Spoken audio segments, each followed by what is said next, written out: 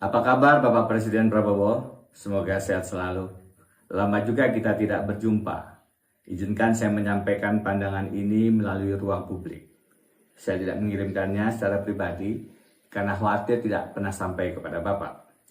Salah satu masalah terbesar menjadi presiden adalah tidak semua informasi bisa sampai apa adanya. Gaya kerja istana mungkin berbeda pada setiap masa kepresidenan. Tetapi satu hal saya yakin tetap sama, istana bukan hanya menyaring siapa yang boleh bertemu presiden, tetapi juga menyaring informasi apa yang boleh sampai kepada presiden. Penyaringan informasi itulah yang berbahaya. Kebenaran yang disaring perlahan-lahan dapat berubah menjadi kebenaran yang dimanipulasi. Data yang diolah terlalu jauh dapat membuat presiden mengambil keputusan yang keliru. Misalnya, tentang pertumbuhan ekonomi dan angka-angka penting lainnya menurut Badan Pusat Statistik. Tolong dicek betul Pak, mintalah angka yang sebenarnya. Lebih baik Bapak menerima kenyataan yang pahit daripada disuguhi data yang manis tetapi palsu. Sebab kalau angka statistik yang seharusnya bersifat pasti saja sudah dikorupsi, maka arah kebijakan negara juga berisiko tersesat. Karena itu Bapak Presiden, pandangan ini akan saya sampaikan apa adanya. Mungkin tidak selalu menyenangkan untuk didengar, tetapi bagi saya inilah salah satu cara membantu Bapak dan jauh lebih penting membantu Republik. Membacanya jangan sambil marah loh Pak, sebab menurut dugaan saya, ketakutan kepada kemarahan Bapak itulah yang mungkin menyebabkan orang-orang di sekeliling Bapak tidak berani menyampaikan data dan fakta yang sebenarnya. Saya masih ingat, pernah dimarahin Bapak di apartemen Dharma Wangsa. Waduh, ngeri Pak. Dimarahi mantan Danjen Kopassus saja sudah menegangkan. Apalagi sekarang Bapak sudah menjadi Presiden Republik Indonesia. Pasti lebih ngeri lagi. Bapak, saya akan mencoba rutin memberi masukan. Terutama mengenai dua masalah besar, konstitusi dan korupsi. Hari ini kita membahas konstitusi. Lebih tepatnya, bagaimana mekanisme konstitusional untuk memberhentikan seorang wakil presiden. Mengapa saya membahas masalah ini? Pada Senin 20 Juli 2026 muncul satu peristiwa yang sudah ramai diperbincangkan halayak. Dalam sidang kabinet paripurna di Istana Negara, Wakil Presiden Gibran Rakabuming Raka duduk di bagian bawah sejajar dan bersebelahan dengan para menteri koordinator. Ia tidak duduk sejajar dengan Bapak. Sependek ingatan saya, peristiwa semacam ini sangat langka dalam sejarah Republik. Baru pertama kali terjadi. Karena itu menarik dan penting secara ketatanegaraan. Saya tidak tahu apakah Bapak menyadari posisi duduk tersebut. Apakah itu atas arahan Bapak? Apakah itu keputusan protokoler istana? Atau ada arahan dari pihak lain? Namun apapun alasannya, posisi duduk wakil presiden mempunyai makna dan konsekuensi ketatanegaraan yang serius. Posisi wakil presiden yang tidak sejajar dengan presiden bukan sekedar persoalan teknis rapat. Kalau pihak istana menjelaskan bahwa itu hanya masalah teknis, maka teknis yang demikian harus dikoreksi. Sebab protokoler bagi presiden dan wakil presiden bukan sekedar urusan kursi, ini urusan konstitusi. Presiden adalah RI1, wakil presiden adalah RI2. Keduanya memang memiliki kedudukan yang berbeda, tetapi berada dalam satu lembaga kepresidenan, dipilih dalam satu pasangan. Karena itu dalam acara resmi ketatanegaraan, termasuk sidang kabinet paripurna, presiden dan wakil presiden seharusnya ditempatkan duduk sejajar. Tidak harus selalu persis bersebelahan, tetapi harus sejajar. Dalam sidang di MPR misalnya, Presiden dan Wakil Presiden mungkin tidak duduk persis berdampingan, namun posisinya tetap sejajar. Mengapa? Karena kesejajaran mengandung makna konstitusional. Posisi Presiden tidak boleh dibuat lebih tinggi secara simbolis, bahkan sekedar lebih maju dapat menimbulkan tafsir yang keliru. Menempatkan Wakil Presiden Gibran di bawah Presiden Prabowo, menurut pandangan saya, merupakan kekeliruan protokoler kepresidenan dan penyimpangan dari konvensi ketatanegaraan. Apalagi jika Wakil Presiden justru ditempatkan sejajar dengan para Menko, kesalahan konstitusionalnya menjadi berlapis-lapis. Mungkin ada yang mengatakan, itu hanya soal kursi, jangan dibesar-besarkan. Keliru. Bernegara mempunyai aturan main. Bernegara mempunyai hukum, bernegara mempunyai konstitusi.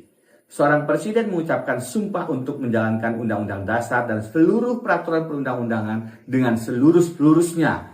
Sumpah itu bukan rangkaian kata tanpa makna. Sumpah itu mempunyai bobot moral, bobot hukum, dan bobot sakral konstitusional. Kecuali Bapak Presiden memang sedang mengirimkan pesan politik tertentu dengan menurunkan posisi duduk Wakil Presiden Gibran menjadi sejajar dengan para Menko. Sebagai tindakan protokol konstitusional tidak tepat, tetapi sebagai simbol politik dan penilaian moral, terus terang saja saya sangat setuju. Jangankan sekedar menurunkan posisi duduk Gibran, memberhentikannya melalui mekanisme konstitusional pun menurut pandangan saya layak dilakukan. Sebab sejak awal pencalonannya sebagai wapres telah menimbulkan persoalan konstitusional yang sangat serius. Bagi saya, putusan Paman Usman untuk ponakan Gibran merupakan salah satu noda hitam dalam sejarah ketatanegaraan Indonesia. Menurut pandangan saya, terdapat berbagai alasan pemakzulan yang layak dilaksanakan secara konstitusional, mulai dari dugaan tindak pidana korupsi, dugaan kejahatan berat lainnya, perbuatan tercela, hingga persoalan apakah yang bersangkutan masih memenuhi syarat sebagai wakil presiden. Tentu semua itu harus dibuktikan melalui mekanisme hukum yang sah, melibatkan DPR, pemeriksaan oleh Mahkamah Konstitusi, dan keputusan politik konstitusional di MPR. Detailnya akan saya sampaikan dalam surat berikutnya. Namun, satu hal penting, apabila terjadi kekosongan jabatan wakil presiden, konstitusi memberikan kesempatan kepada presiden untuk mengusulkan 2 calon wakil presiden kepada MPR paling lambat 60 hari sejak terjadi kekosongan. Artinya, Republik masih mempunyai jalan konstitusional untuk memperoleh wakil presiden baru yang lebih kompeten, lebih berwibawa, lebih mampu membantu presiden menyelamatkan negara. Ada baiknya Indonesia mempunyai wakil presiden baru sebelum 2 tahun masa pemerintahan Bapak pada 20 Oktober 2026. Mungkin dengan demikian, Republik ini masih mempunyai harapan. Paling tidak sedikit harapan kepada Presiden Prabowo Subianto. Meskipun seorang rekan saya, Profesor Hukum Tata Negara, pernah mengingatkan, jangan terlalu berharap dan percaya kepada Prabowo. Sebab katanya berharap dan percaya secara berlebihan kepada Prabowo bisa berarti menyekutukan Tuhan. Dan itu artinya syirik, haram hukumnya. Sekian dahulu Bapak Presiden, sampai berjumpa dalam surat kami. Dan saya ingin membacakan surat dari sahabat saya, ya, sebenarnya junior saya di Fakultas Hukum UGM, tapi kopromotor saya di ketika saya ngambil doktor, ya. Jadi Profesor Denny Indrayana SH LLM PhD, ya. Sekarang banyak mukim di Australia, dan suratnya ini menarik untuk Presiden Prabowo. Nah, saya ingin membacakan, ya, sebagai selingan kita instead of kita bicara terus mengenai ijazah palsu. Tapi sebelumnya saya ingin memperkenalkan, ya, buku kontroversi vaksin, ya, Jalan Pintas Mengubah Dunia, yang ditulis oleh Dr. Tifa, dan ya, saya diberikan amanat, ya, untuk mempublikasikannya. Buku yang luar biasa, 734 halaman, dan kalau Anda berminat untuk membelinya, ya, silakan hubungi nomor-nomor yang tertera nanti di video ini. Oh, video ini, ya. Saking beratnya bukunya sampai jatuh dia, ya. Oke, begitu, ya, saudara sekalian, dan saya ingin membacakan, wah, ini memang harus dinikan dia. Nah, biar ada keseimbangan, ya. Jadi biar ini, ya, ini ada, silakan, ya, ada hubungi Asti, Indah, Dina, gitu, ya, di nomor-nomor yang tertera. Nanti bisa dilihat, ya, sepanjang video ini. Luar biasa bukunya, ya. Ini bukan kumpulan tulisan, tapi ini sebuah karya yang konon menurut kalau kita lihat record Dr. Lewis misalnya, wah, nggak gampang itu ngomong tentang vaksin, apalagi berbau-bau yang bagaimana, gitu, ya. Oke, coba kita bacakan surat dari Denny Indrayana ini, dan ini luar biasa nantinya, ya. Oke, ini juga surat yang luar biasa, karena itu pagi tadi, sudah berapa hari surat ini sesungguhnya, tapi pagi tadi ketika saya membacanya, wah, ini harus saya bacakan, ya, untuk penanda semangat kita juga, ya, di pagi ini. Oke, sobat semuanya, coba kita bacakan, ya. Londo ireng di Republik Anti Kritik, Denny Indrayana, advokat Indonesia dan Australia. Bapak Presiden Prabowo, selamat minggu pagi. Dia minggu pagi yang lalu ya. Izinkan saya bersurat lagi seperti biasa, apa adanya saja. Ada dua kegemaran Bapak yang belakangan membuat saya deg-degan. Pertama, sering berpergian ke luar negeri. Kedua, berpidato berjam-jam di dalam negeri, terutama ketika sudah meninggalkan teks resmi. Setiap Bapak mulai berimprovisasi, saya membayangkan para staf menahan napas. Mereka mungkin tersenyum di barisan depan, tetapi jantungnya berlari kemana-mana.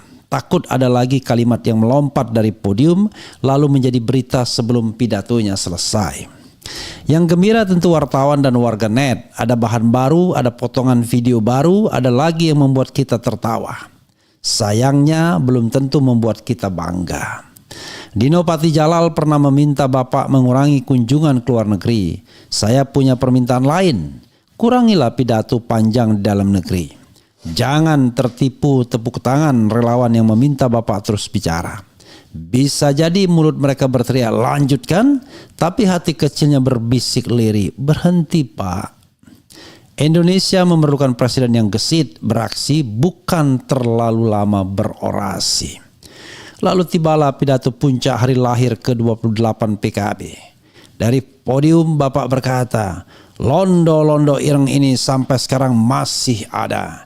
Hanya dia sekarang pakai baju lain kan? Wartawan, jurnalis, pengamat, LSM. Kalimat itu pendek, gemanya panjang. Bukan kali pertama kelompok kritis kepada kekuasaan diberi cap pengkhianat, antek asing, tidak nasionalis. Sekarang ditambah satu istilah lama dari gudang kolonial, londo ireng.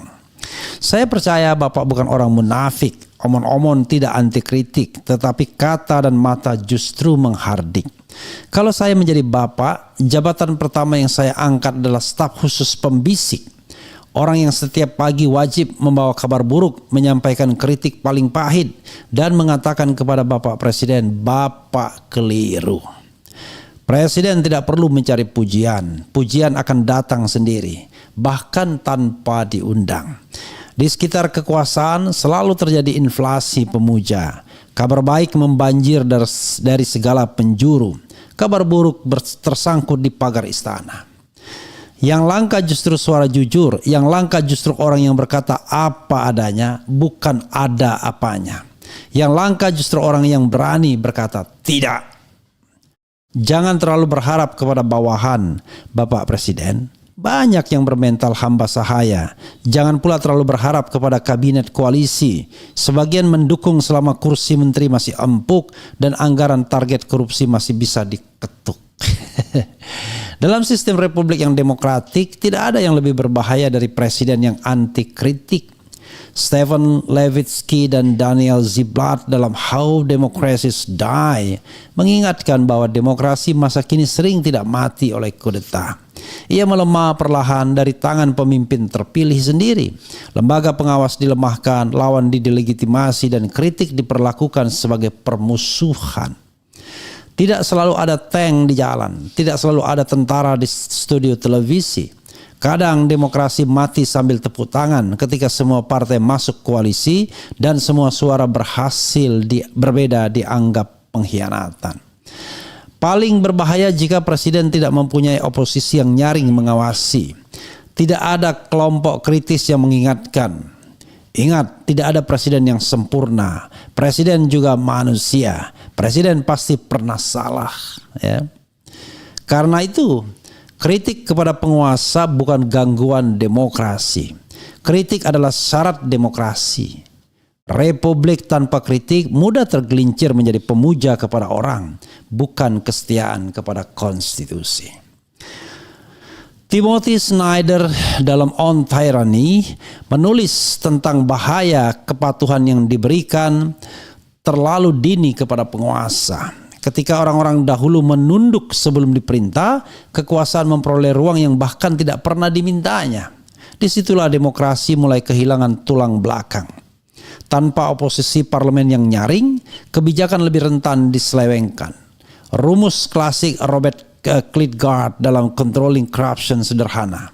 Corruption sama dengan monopoli plus discretion minus accountability. Korupsi tumbuh ketika kekuasaan dimonopoli, diskresi membesar, dan pertanggungjawaban mengecil. Sekarang arah negara seperti berjalan dengan rem pengawasan yang blong. Lembaga-lembaga negara cenderung dikooptasi. Hampir semua partai merapat ke koalisi. PDI Perjuangan pun tidak terdengar nyaring sebagai oposisi. Entah takut kasus lama korupsi rentan dibuka lagi, entah khawatir jauh dari pundi-pundi.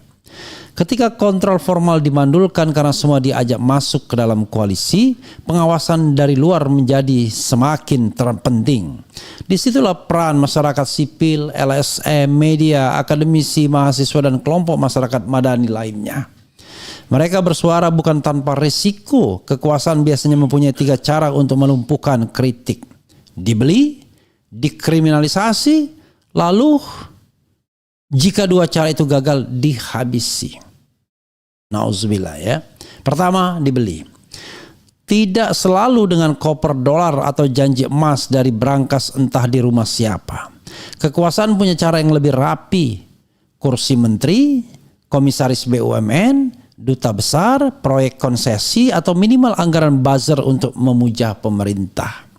Kritik yang sudah dibeli tidak lagi menggigit, ia hanya menggonggong sesuai pesanan. Kedua, dikriminalisasi. Jika tidak bisa dibeli, kesalahan dapat disulap menjadi kejahatan. Pelanggaran administrasi simsalabim berubah menjadi korupsi. Penegakan hukum menjadi senjata untuk melumpuhkan lawan. Padahal kesalahannya mungkin hanya satu, terlalu berisik mengkritik. Hukum tidak lagi mencari keadilan, hukum menjadikan lawan sebagai sasaran. Ketiga, dihabisi. Inilah wajah kekuasaan yang paling pengecut.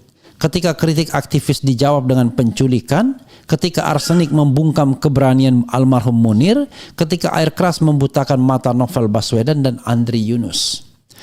Dibeli, dikriminalisasi, dihabisi, 3 kata itu perlu diulang, bukan untuk membosankan, tetapi supaya kita tidak lupa bagaimana kekuasaan bekerja ketika kritik dianggap musuh bangsa. Bapak Presiden, kelompok yang bersikap kritis bukan pengkhianat negara. Menyamakan kritik dengan pengkhianatan adalah kekeliruan berpikir yang fatal dan wajib diluruskan. Negara bukan hanya pemerintah, pemerintah bukan hanya presiden. Mengkritik presiden bukan berarti membenci negara. Seseorang justru dapat mengkritik presiden karena mencintai republik, bukan karena membenci Prabowo. Sebagai tentara, Bapak mestinya terlatih membaca peta pertempuran. Musuh tidak selalu berada di luar pagar. Kawan tidak selalu duduk di dalam lingkaran. Mereka yang berteriak mengingatkan belum tentu lawan. Mereka yang diam mengamini belum tentu kawan. Lawan tidak selalu oposisi, kawan tidak selalu koalisi. Koruptor, Bapak Presiden. Mereka lah pengkhianat bangsa yang sesungguhnya. Mereka jelas tidak duduk di bangku oposisi yang sulit memperoleh proyek makan bergizi. Koruptor ada lingkaran koalisi Bapak sendiri, ada di lingkaran maksudnya. Mereka menyamar menjadi menteri, Jampitsus, kepala BGN. Mereka menjadikan kekuasaan sebagai bunker perlindungan. Bertopeng seolah alim menjadi pejabat, aparat penegak hukum, oligarki, haji, pencari proyek, bahkan pembisik sehari-hari. Yang pasti kritik adalah vitamin bagi kekuasaan. Dalam kondisi negara yang sedang sakit, dosisnya perlu ditambah, bukan dibeli, bukan dikriminalisasi, apalagi dihabisi, meskipun hanya sebatas kata-kata melalui podium orasi. Ingat Bapak Presiden, pemimpin yang senang dipuji tapi meradang dikritisi akan lebih rentan diberhentikan oleh rakyatnya. Pemilik republik yang sebenarnya. Kritik adalah cara rakyat mengingatkan presiden bahwa mandat hanyalah titipan. Titipan itu sementara. Kesabaran rakyat pun ada batasnya. Republik bukan hak milik presiden. Republik adalah milik rakyat. Jadi jangan panggil wartawan, pengamat, akademisi dan LSM sebagai londo ireng hanya karena mereka tidak ikut bertepuk tangan. Ingat, mereka adalah alarm pengingat agar Bapak Presiden tidak makin jauh tersesat. Sampai berjumpa dengan surat saya berikutnya. Ya, sobat RH sekalian, itu dari Denny Indrayana ya. Saya ingin melihat apa komentar sobat RH sekalian ya. Tapi kalau saya mau mengatakan kritik is kritik, begitu ya. Belum tentu benar kritik tersebut, tetapi kritik dibutuhkan sebagai sebuah vitamin atau barangkali juga obat pahit ketika dicicipi, tetapi menyembuhkan atau paling tidak memberikan kesadaran kepada kita. Jadi sahabat era sekalian, mudah-mudahan ya ini didengarkan. Saya sendiri kadang-kadang merasa dilema ya mengkritik pemerintahan ini, karena tadi banyak teman-teman yang sudah masuk dalam pemerintahan dan selalu mengatakan sudahlah, tidak usah mengkritik. Padahal kalau tidak ada orang yang mengkritik, maka pemerintahan tidak akan pernah aware dengan hal-hal yang barangkali kurang. Korupsi itu adalah sesuatu yang nyata, seperti yang dikatakan Denny Indrayana. Korupsi adalah sesuatu yang nyata. Jadi musuh kita adalah koruptor. And then koruptor itu tidak bersemayam di luar orbit pemerintahan. Dia justru berada di sekitar atau di seputar pemerintahan. Dan bukan tidak paham Presiden Prabowo siapa saja yang seharusnya dibidik atau diringkus dengan perkara korupsi besar. Tetapi masalahnya adalah ruwetnya koalisi kekuasaan membuat hal itu seperti benang kusut yang sulit diuraikan. Seperti as if ya. Padahal sesungguhnya bisa dilakukan bila ada ketegasan. Sobat sekalian ya, saya sering mengatakan bahwa pemilu kita itu adalah pemilu comberan. Penuh dengan kekotoran, penuh dengan kecurangan, money politics, penggunaan aparatus, kekuasaan, state facilities, state financial resources, dan lain sebagainya. Jadi menggunakan aparat, menggunakan uang negara, menggunakan fasilitas negara untuk curang. Tetapi saya berharap bahwa mereka yang terpilih itu ada unenlightened leader. Mereka yang terpilih itu adalah orang yang sadar betul karena muncul dari kecurangan, dari kecomberan, maka kemudian memiliki kesadaran yang meloncat agar kemudian hal ini tidak terjadi lagi. Nah, kita semua masih berharap Presiden Prabowo mampu menjadi unenlightened leader. Kadang-kadang kita kehabisan kata untuk mengatakan apa yang sesungguhnya. But don't worry about me, for example. Saya sudah from the beginning saya sudah mengatakan saya tidak tertarik untuk ikut dalam lingkaran kekuasaan, bukan karena kekuasaan itu tidak enak atau menghindari tanggung jawab, hanya ingin mengatakan kepada halayak bahwa ada loh orang yang mau menyampaikan kritik itu bukan karena dia ingin mendapatkan sesuatu, tetapi karena cinta Republik ini. Cuma memang kadang-kadang salah diartikan sebagai sikap yang terlalu keras. Ya. Jadi kepada pemerintahan Prabowo, kita melembutkan hati dalam mengkritik. Karena kita masih berharap pemerintahan ini baru berjalan menjelang 2 tahun Oktober nanti. Dan kita berharap nanti setelah 2 tahun itu ada langkah-langkah keras dan tegas dari pemerintahan Presiden Jokowi untuk membersihkan petualang korupsi di sekitarnya atau di seputarnya. Begitu saudara sekalian ya.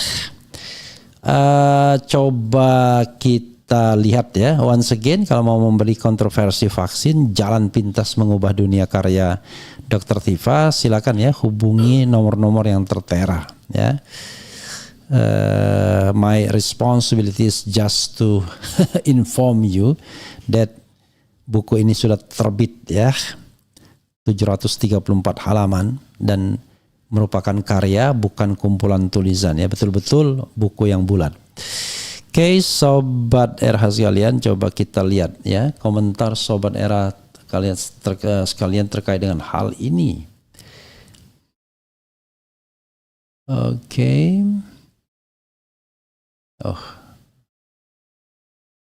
Nah, saking lamanya saya tidak tidak langsung ini. Tiba-tiba saya nggak tahu caranya, seperti kehilangan kehilangan komentar hidupnya. Coba kita lihat ya di HP. Jadi sekali lagi sobat RH sekalian ya, kita combine ya dengan ini semua ya. Jadi tidak hanya sekedar kita bicara mengenai ijazah palsu, tapi kita coba bicara hal-hal lain yang tentu dalam di diri banyak hal yang harus kita bicarakan nih ya. Coba lihat ya. Assalamualaikum warahmatullahi wabarakatuh. Waalaikumsalam. Di antara kita antartika dan anti kritik ya. Pak Prabowo selaku Presiden RI, setiap pidatonya tidak menunjukkan kesejukan untuk rakyat ya. Kemudian selamat pagi Bang, Taiwan hadir. Kemudian soal Udin nanti kita akan bicara yang lain ya. Democracy is broken when people are limited by time restrictions on chatting on live command. Kemudian apa lagi ya? Kritik yang kurang benar, yang salah tak sampai menjatuhkan negara. Penggunaan kekuasaan yang salah bisa meruntuhkan, merusaknya, tapi manakala benar menjadikan rakyat dan negara maju. Oke, good ya, good point.